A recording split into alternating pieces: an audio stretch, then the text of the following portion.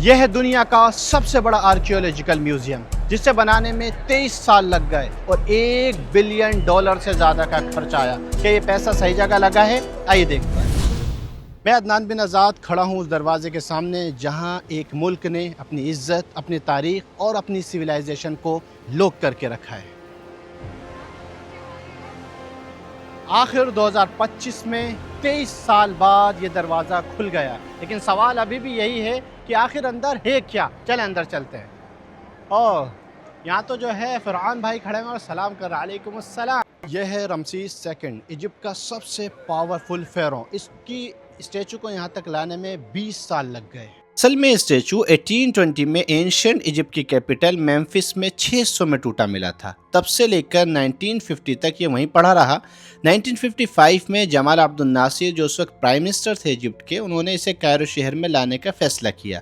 उस वक्त इजिप्ट के इंजीनियर्स ने एक हिस्टोरिक ऑपरेशन किया। उन्होंने इस 83 टन के स्टैचू को कायरो पहुंचाया और यहीं मूर्ति साजों ने इसके टुकड़ों को जोड़ा और कामयाबी से 11 मीटर ऊंचा स्टैचू बनाकर बाब अल हदीद स्क्वायर के सामने लगा दिया, जिसकी वजह से बाद में इस जगह को रमसीस स्क्वायर के नाम से जाना जाने लगा। 50 साल तक ये वहाँ खड़ा रहा, लेकिन ट्रैफिक और बढ़ते पॉल्यूशन की वजह से 2002 में इसको नुकसान से बचाने के लिए ये फैसला किया गया कि इसे ग्रैंड इजिप्शियन म्यूजियम में लाया जाएगा और 25 अगस्त 2006 को इसे इस म्यूजियम के कॉम्प्लेक्स में लाया गया और जनवरी 2018 में इस स्टैचू को इस म्यूजियम के ग्रैंड हॉल के एंट्रेंस पर लगा दिया गया। रमसीस सेकंड क्यों अपने आप को सबसे बड़ा खुदा मानता था? जो इसने ताज पहना हुआ है उस पर ये सारी अलामतें लगी हुई हैं। सबसे पहले ये जो सर्कल है ये दिखाता है आमून, ये दिखाता है रे को, जो इनका सन गॉड था।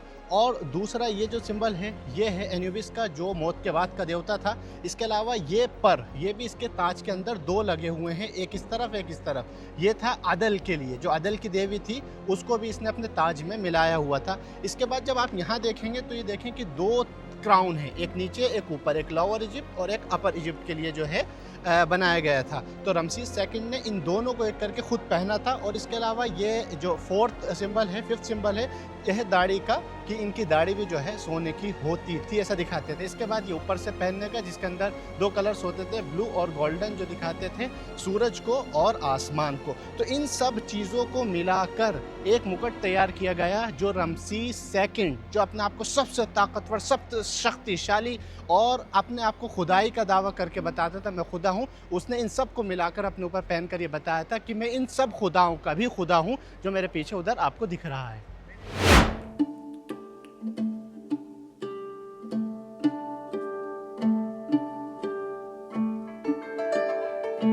इस ग्रैंड हॉल के बाद इस तरफ जो है वो गैलरीज बनाई गई हैं, जहां पर तारीख महफूज है। तारीख 7 लाख साल पुरानी, जिसमें 12 गैलरी हैं, 12 गैलरी बनाई गई हैं अलग अलग, जिसमें सबसे ज़्यादा अगर मशहूर है तो वो है तूत अनख आमून की गैलरी। उसे एक्सप्लोर करेंगे। उसके लिए आज पूरी दुनिया यहाँ आप देख सकते हैं जमा है। और यहाँ पर जो है अच्छी बात वो ये है कि आपको ऊपर जाने के लिए इस तरह के जो है ये मिलेगा कि आप इसमें ऊपर भी जाएंगे और प्लस इधर जो है आप देख सकते हैं कि आप व्यू को भी ले सकते हैं। और जितने भी तमसील यानी कि स्टैचूज़ आएंगे पुराने, वो इस तरफ बनाए गए। बाद में आप उतर के इधर से भी आ सकते हैं और दूसरी तरफ भी उधर देख सकते हैं कि उतरने के लिए जो है बनाया गया है। तो ये बड़ी अच्छी बात है। यहाँ पर आप थकेंगे नहीं इसको एक्सप्लोर करने के लिए, और आप देखते भी जाएँ और अपनी वीडियो भी बनाते जाएँ और ऊपर भी चलते जाएँ। चले अब एंटर होते हैं उस मैन गैलरी के अंदर, जिसके लिए आज पूरी दुनिया यहाँ जमा है। ये है तूत अनख आमून गैलरी, जिसके अंदर 5000 से ज़्यादा आर्टिफैक्ट्स रखे गए हैं एक ही छत के नीचे, जो मिले थे उसके मकबरे से। आइए इस गैलरी को एक्सप्लोर करते हैं साथ मिलकर। यहाँ मैंने देखा तूतनखामून के हर एक सामान, उसके बचपन से लेकर उसके बादशाह बनने तक, सब कुछ आज भी बिल्कुल वैसा ही मौजूद है। एक कुर्सी जो उसने बचपन में इस्तेमाल की थी और दूसरी कुर्सी जो उसने ताजपोशी के बाद बनवाई थी, जिसमें उसने खुद और अपनी मलका की तस्वीर सोने से बनवाई। हर चीज़ में ऐसी डिटेलिंग थी जैसे हर नक्श, हर रंग अपनी कहानी बयान कर रहा हो। ये पूरा कलेक्शन 4 नवंबर 1922 में इजिप्ट के लक्सर के पास वैली ऑफ द किंग्स में ब्रिटिश आर्कियोलॉजिस्ट हावर्ड कार्टर ने ढूंढा था। तूतनखामून, जिसे 3000 साल बाद भी दुनिया नहीं भूली है। मेरे पीछे देखें वो गोल्डन मास्क, जिसके लिए कितनी भीड़ जमा है। ये भीड़ एक ऐसे मास्क को देखने आई है जो दुनिया का सबसे मशहूर और आइकॉनिक आर्टिफैक्ट माना जाता है, जो 11 किलो सोने से बना हुआ है, जिसकी हाइट 54 सेंटीमीटर और चौड़ाई 39 सेंटीमीटर है। इसकी आंखों को कीमती काले पत्थर और आईब्रो और आईलाइनर को ब्लू लैपिस लजूली से इनले किया गया है। इसके माथे पर बने कोबरा और वल्चर अपर और लोअर इजिप्ट का निशान है। इसकी गर्दन को सेमी प्रेशियस स्टोन से सजाया गया है। क्या आप यकीन करेंगे कि ये सब, जी हाँ, ये और ये भी और ये सब निकला है उसी मकबरे के अंदर से, और इसमें अक्सर चीज़ें जो हैं वह सब सोने की हैं। यहाँ वो कपड़े रखे गए हैं जिसमें तूत अनख आमून की मम्मी को लपेटा गया था, वो सब जिसमें से इसकी बॉडी निकाली गई थी, और जो इसके ऊपर हुनूत करने के लिए केमिकल से जो भी लगाए गए थे वो भी रखे गए हैं। और ये पूरे में जो है आप देख सकते हैं कि कपड़े रखे गए हैं इतने साल पुराने कि ये गल चुके हैं। जो कपड़े उसने मौत के वक्त पहने थे वो भी आज मौजूद हैं। शायद ये बताते हैं कि दुनिया में सब कुछ ख़त्म हो जाता है मगर कुछ चीज़ें इबरत बनकर बाकी रह जाती हैं। और फिर जब मैंने देखा कि उसके जिस्म को सिर से लेकर पैर तक सोने के गहनों से सजाया गया था तो एक सवाल दिल में उठा, ये प्यार था या वफादारी इकराजा के लिए? इतनी इज्जत, इतनी मोहब्बत के मौत के बाद भी उसे तलवार तक दी गई ताकि वो आफ्टर लाइफ में भी जंग लड़ सके। इसके अंदर लपेट कर जो है तूतनखामून को रखा गया था। इसके ऊपर भी आप देख सकते हैं कि सारा जो वर्क है वो गोल्ड से किया हुआ है। इसके ऊपर पूरा ये सोना है और इसी के अंदर से इसकी मम्मी को जो है वो निकाला गया था। ये है तूतनखामून का मिडिल कोफिन। ये भी पूरा जो है सोने से ही बनाया गया है। देखिए पूरा ये जो है सोने से ही तैयार किया गया है। पहले जो हमने ताबूत दिखाया था उसमें जो है उसे रखा गया था, उसके बाद इस मिडल में रखा गया और फिर ये तीसरी लेयर सबसे सुंदर, सबसे नाजुक, और उसके अंदर आती है सबसे मोटी और सबसे बड़ी चौथी लेयर। सोचो ज़रा, एक कोफिन, दूसरे में, फिर तीसरा, फिर चौथा। जैसे हर लेयर के साथ वो कहते हों ये सिर्फ एक इंसान नहीं था, ये हमारी तारीख का सिंबल था। और जब ये सब खत्म हुआ तो दोनों तरफ दो एक जैसे सैनिक रखे गए, शायद वही जैसे जो जिंदगी में उसके साथ थे। आखिरकार मुझे अब यकीन नहीं हो रहा है कि ये किया क्या गया है कि पहले 3-4 तरह के कॉम्बिस में उसे जो है रखा गया। पहले एक सोने के उसमें, फिर उसके बाद दूसरे में, फिर तीसरे में, ये सब सोने के थे। और उसके बाद फिर ये मेरे पीछे जो है श्राइन, ये फर्स्ट है, सबसे छोटी, इसके अंदर रखा गया। इसके बाद अगर आप उधर देखेंगे पीछे और जो है इसके बाद की 3 और श्राइन है जिसके अंदर इस छोटी श्राइन को जो है वो रखा गया।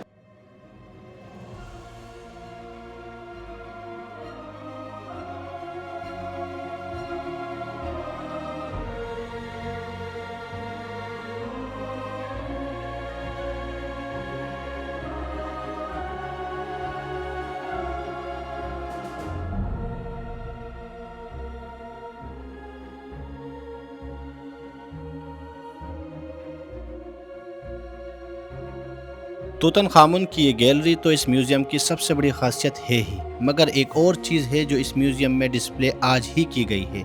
किंग खुफू के पिरामिड में उसकी लाश तो आज तक नहीं मिली, मगर उसकी नाव, वो असली बोट जो उसके साथ दफनाई गई थी, अब इसी म्यूज़ियम में रखी गई है। चलिए चलते हैं।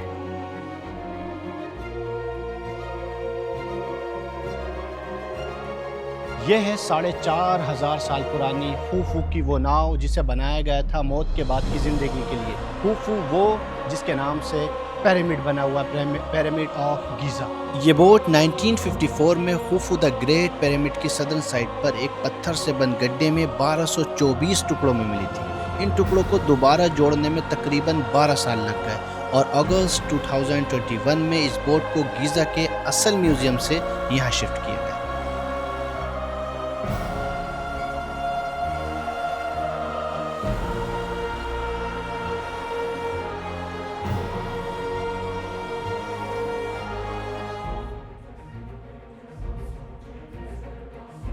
इस तरह से कुछ जो है पत्थर ढके हुए थे उस गड्ढे के ऊपर जिसके अंदर मिली थी ये खुफू की नाव, जिसके बारे में मैंने आपको बताया कि गड्ढे के अंदर मिली थी। यहाँ पर भी वो पत्थर लगाए गए हैं जिन पत्थर के नीचे ये दबी हुई थी। तो जितनी उसकी लंबाई है उतनी ही इस गैलरी की लंबाई बना के वो पत्थर जो है यहाँ पर रखे गए हैं।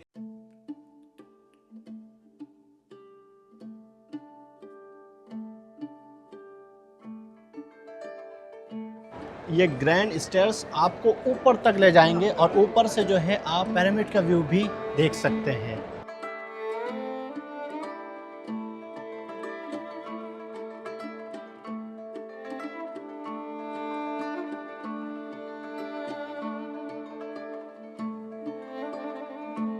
मैंने इजिप्ट के लगभग सभी म्यूज़ियम देख लिए हैं। कायरो के बाहर सभी शहरों में एक ना एक म्यूज़ियम ज़रूर होता है। ये ग्रैंड इजिप्शियन म्यूज़ियम जो कि दुनिया का सबसे बड़ा म्यूज़ियम है, इसकी ख़ुसूसियत जो मुझे बड़ी अच्छी लगी, क्योंकि जब मैं म्यूज़ियम जाता हूँ और आप भी म्यूज़ियम जब जाएंगे तो आप देखेंगे कि म्यूज़ियम जो है वो काफ़ी बड़ा होता है। उसमें एक्सप्लोर करने के लिए बहुत कुछ होता है और उसमें आप थक जाते हैं और जल्दी बाहर जाने की सोचते हैं।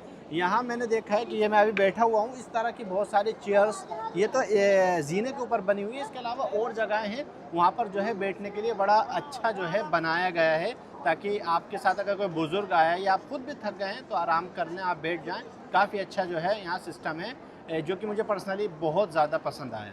यहाँ से गैलरीज शुरू होती हैं 1 से लेकर 12 तक। जैसे कि मैंने बताया 1, 2, 3 जो है उसमें 7 लाख साल पुरानी तारीख़ मौजूद है और इस सभी गैलरीज़ के अंदर 12 गैलरीज़ के अंदर 1 लाख से ज़्यादा आर्टिफैक्ट्स जो हैं वो रखे हुए हैं, जिनको बताया तो नहीं जा सकता लेकिन दिखाया ज़रूर जा सकता है। हाँ। मैंने आपको ये तो बता दिया कि ममीज़ को किस तरह से जो है हनूत करके रेज़न करके रखा जाता था ताबूत के अंदर। ताबूतों को कहाँ रखा जाता था वो यहाँ पर बताया गया है। सक्कारा से निकाले गए ये वो कमरे हैं जिनके अंदर ताबूत को रखा जाता था। देखिए किस तरह से ये जो है बना हुआ है, ये वहाँ से ऐसा ही निकाल कर इन्होंने इस म्यूज़ियम के अंदर रख दिया है।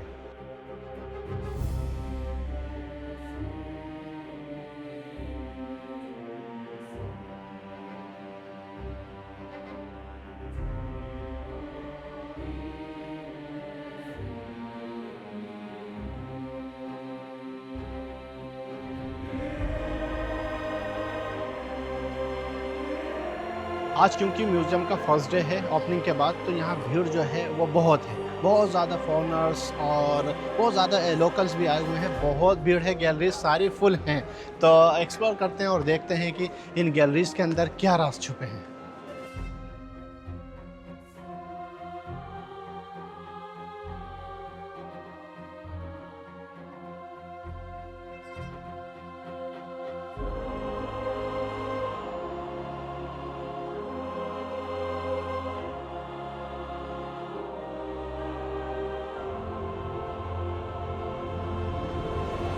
तो जितने भी यहाँ पर स्टैचूज़ मिलते थे वो कुछ इस तरह मिलते थे टूटे हुए, फिर उनको जो है जोड़ा जाता था। ये दिखाया गया है कि इनको इस तरह से सिर्फ रखा गया है और इनके बाकी के हिस्से नहीं मिले। ये आमून रे और उसकी क्वीन की मूर्ति है। अरे ये तो वो लग रही है जिस पर जो है चटनी पीसी जाती है, सिल होती है, सिलबट्टा क्या बोलते हैं उसे, ये सब उसी के जो है शेप में बने हुए हैं।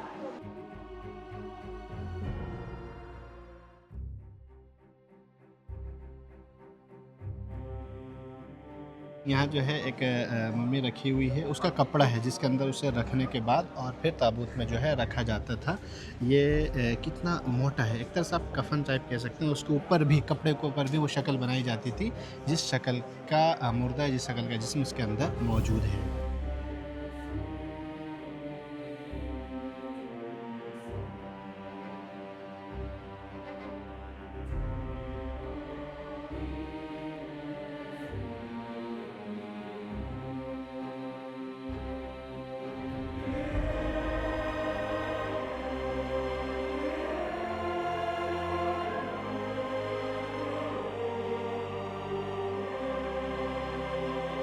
अब यहाँ पर आप देखें कि ये ताबूत रखे हुए हैं पत्थर के, सभी पत्थर से बनाए गए हैं। इसमें जो है कुछ रेड स्टोन इस्तेमाल हुए और कुछ ग्रेनाइट है। वो जो है पीछे वो ग्रेनाइट का, इसके अंदर से मम्मी जो है निकाली गई थी। सबसे ज़्यादा जो पत्थर चलता है वो ग्रेनाइट होता है, जो बहुत वक्त तक सलामत रहता है, इसलिए वो आज तक ऐसा लग रहा है कि नया का नया है। लेकिन इस पर कुछ जो है नुकसानात इसको पहुँचे हैं। तो मम्मीज़ इसमें से कौन सी निकली थी, वो कहाँ हैं, उस पर एक अलग से व्लॉग जो है रॉयल मम्मीज़ पर हम बनाएंगे। आज हम एक्सप्लोर कर रहे हैं ग्रैंड इजिप्शियन म्यूज़ियम। तो आगे चलते हैं, इस गैलरी को और एक्सप्लोर करते हैं।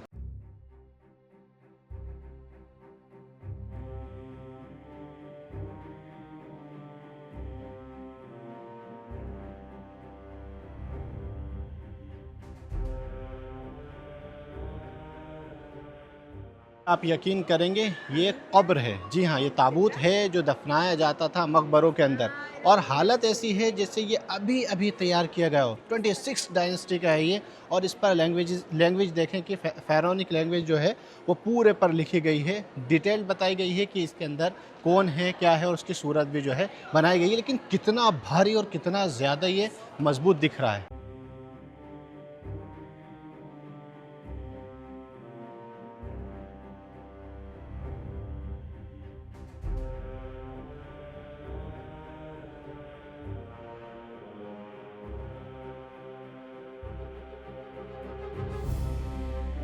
एक ज़माना वो भी था जब मुर्दों को इस तरह से भी दफनाया जाता था, इतने छोटे से हिस्से में, और इस तरह से उसे मोड़ कर मरोड़ कर जो है रखा जाता था। और क्योंकि बहुत ज़माने से ये फ़राइन जो हैं ये यकीन रखते थे बाद की ज़िंदगी पर, तो जितने भी अशिया हैं ये इसी क्या गढ़ा कहूँ क्या कहूँ, इसके अंदर से ही निकली थी, जो मौत के बाद के लिए इनकी सहूलियत और आसानी के लिए रखी गई थी। लेकिन शुक्र है अल्हम्दुलिल्लाह, अल्लाह ने हमें इस्लाम दिया है और हमें इज़्ज़त के साथ कब्र के अंदर उतारा जाता है।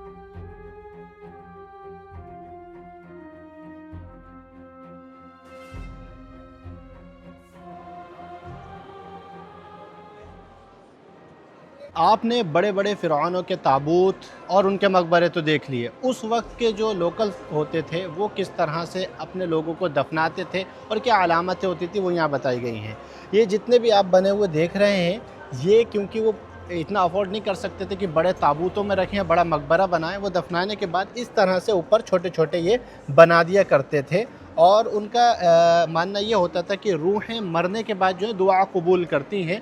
और यहाँ पर एक प्लेट के ऊपर जो है ये लेटर लिखा हुआ है, ख़त लिखा हुआ है, जो एक वाइफ़ ने अपने हस्बैंड को लिखा है, जो इसमें फ़ैरोनिक लैंग्वेज में जिसका ट्रांसलेशन ये बनता है कि उन्होंने लिखा है कि हमारी नौकरानी की जो है वो तबीयत ख़राब हो गई है, आप उसके लिए दुआ करें, वो सही हो जाए। और साथ में ऊपर जो है ये प्लेट्स बनाई गई हैं, उसके अंदर बताया गया है कि खाना जो है वो लोग इसके अंदर रखा करते थे अपनी रूहों के लिए भी।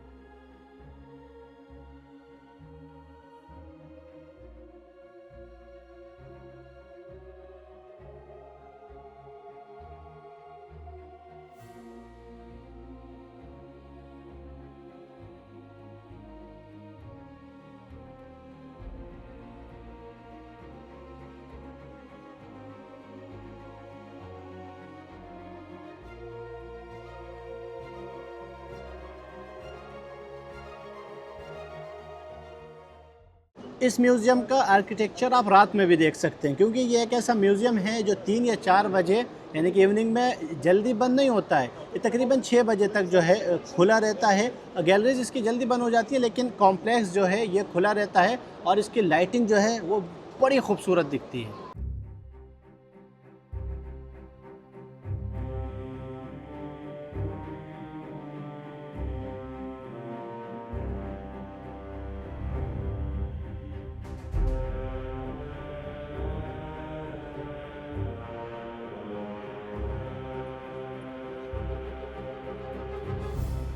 तो आप बात कर लेते हैं इस म्यूज़ियम के टिकट्स के हवाले से कि क्या प्राइजेज़ हैं। तो 3 तरह के यहाँ पर प्राइजेज़ हैं। एक है इजिप्शियंस, और दूसरे हैं नॉन इजिप्शियंस, और तीसरे हैं रेसिडेंट जैसे कि हम हैं। तो कुछ इस तरह उसके जो है प्राइजेज़ हैं। इसके अलावा यहाँ पर जो है फूड कोर्ट भी बने हुए हैं, बहुत सारे जो है कैफ़े वगैरह हैं। उसमें से एक पर हम जो है आए हैं, इसका नाम 30 नॉर्थ है, 30 नॉर्थ। तो मेरा बताने का मकसद ये है कि एक तो आप जो है काफ़ी महंगा टिकट परचेस करके अंदर आएंगे, उसके बाद आपसे जो है बाकी के कपड़े भी उतरवा लिए जाएंगे और जेबें खाली करा ली जाएंगी। ये अभी एक पानी और कुछ कुकीज़ वगैरह हमने लिए हैं। कभी मैंने आज तक नहीं बताया पैसों के हवाले से किसी भी ब्लॉग में, किसी में। यहाँ बताने का मकसद ये है कि आप जब टिकट परचेस करके अंदर आएँ तो ये मत सोचिएगा कि आपने बड़ा महंगा टिकट लिया है तो अंदर आपको कोई फैसिलिटी मिलेगी। आप सिर्फ देख सकते हैं, दुनिया का सबसे बड़ा म्यूज़ियम है, देखने लायक है। लेकिन खाने पीने के हवाले से मैं कहूँगा या तो जो है खाकर आएँ, क्योंकि अंदर आपको लाने भी नहीं दिया जाएगा। बाकी ये सोच कर के चलें कि ये एक 600 मिलीलीटर की जो पानी की बोतल है ये 120 रुपये इंडियन की यहाँ पर जो है मिली है। बाकी कुकीज़ वगैरह ये सब तो कुछ चीज़ें हैं जिनका तकरीबन बिल जो है मेरा 1259 बना है इजिप्शियन पाउंड, जो कि तकरीबन जो है 2500-2400 INR बनते हैं। बाकी ये है कि अगर आप खर्चा करना चाहते हैं तो करें। मैं तो ये कहूँगा कि इन्होंने जो जापान से उधार लिया है इस म्यूज़ियम को बनाने के लिए, शायद वो सारा उधार हमसे लेकर के वापस करेंगे कि चीज़ें महंगी बेचने के अलावा जो बाहर है उससे 10 गुना ज़्यादा बढ़ाकर बेचने के साथ साथ 14% जो है इन्होंने टैक्स भी इन सब चीज़ों पर लगाया है। पता नहीं क्या रूल है। मैं यही बार बार कहता हूँ कि इजिप्ट में एक रूल है कि कोई रूल नहीं है। ये ग्रैंड इजिप्शियन म्यूज़ियम क्यों नहीं होगा? यहाँ पर फूड कोर्ट यानी रेस्टोरेंट के बाद पेश है मार्केट, जो सिर्फ गिफ्ट शॉप नहीं है, गिफ्ट मार्केट। यहाँ से आप गिफ्ट बहुत सारे खरीद सकते हैं।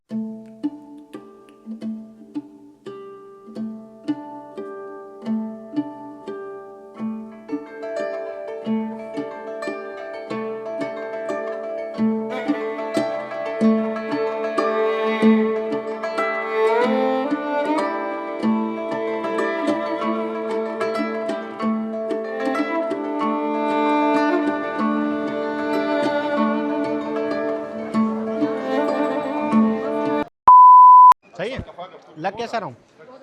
उसके पीछे जो है वो ग्रेनाइट से बनाया हुआ है तन आमून, जिसे 3000 साल बाद भी बनाए बगैर हटूंगा ही नहीं यहाँ से। को खोला गया है जो गैलरी है, यहाँ अच्छे का बारी होंगे। बोलूँ